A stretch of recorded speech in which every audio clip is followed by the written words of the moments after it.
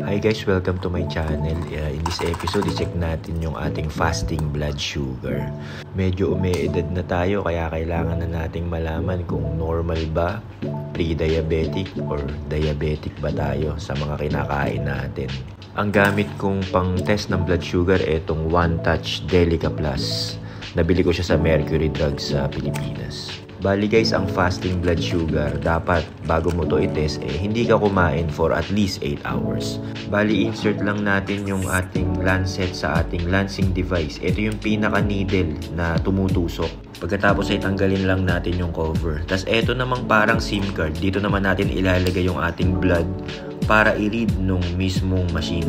Bali, insert lang natin tong test strip dito sa ating gadget.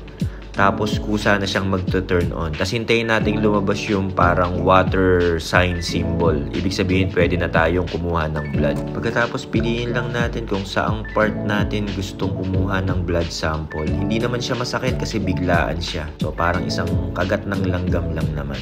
Pag-click mo nung lancing device, tapos dudugo na yung daliri mo, kunin mo na kagad yung iyong monitoring kit para mabasa na yung blood sample mo. Maghintay ka lang ng ilang seconds, i-read na siya nung machine. So, eto na siya, 117.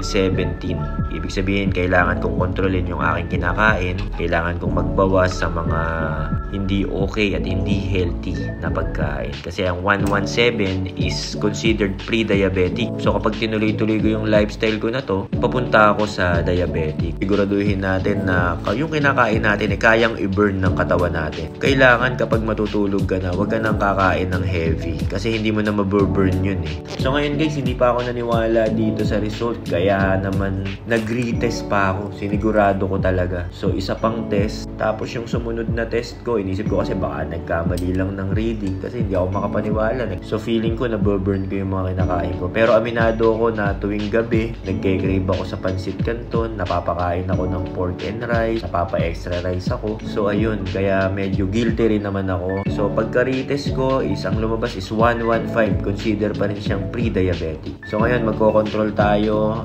Ayusin natin yung diet natin. Siguraduhin natin na maburburn natin yung kinakain natin. At as much as possible, yung healthy na pagkain ang ating kakain. So hanggang dito na lang guys.